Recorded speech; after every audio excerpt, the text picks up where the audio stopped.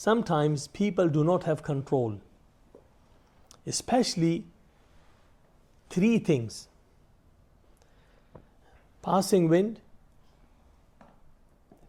Some people don't have control. They continuously they pass wind. This is how Allah created people. That's is a type of illness. One is urine. The drop of urine is very common. Some people, they have continuously, they find themselves, they have no control on their bladder.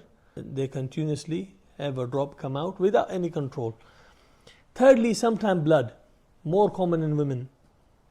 They have no control over it. So when someone suffers with a condition, whether is something coming out of the two passages, whether it's urine, whether it's blood, whether it's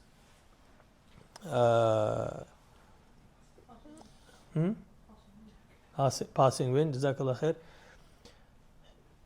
So this person is excused. What should a person do? He has no control. He just drips urine all the time. Some fuqaha, they had an extensive discussion on this matter. How often does it happen? How long before one incident and another?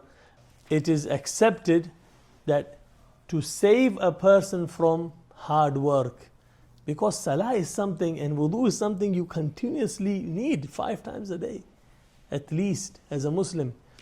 So once they do wudu, a person with such problem, if he does wudu once, let's say the time of salah has started, Dhuhr salah has started, he does wudu once.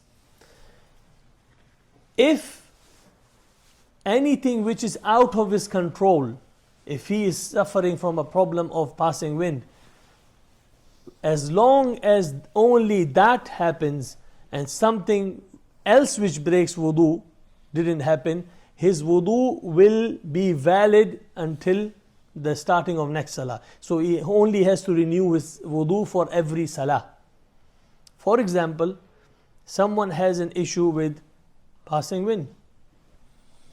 So Dhuhr salah started, he makes wudu, and then he goes to sleep. Sleeping breaks wudu. So his wudu is broken. Just because he has a problem with passing wind or he has a problem with urinating, he slept for a little while, he hasn't urinated, but he did something else which breaks the wudu. So he is only excused or she is only excused in the matter they have no control in and they are suffering with. Is that clear? Okay. That's one thing. Okay. So from salah to salah, that's the ease for them in Sharia.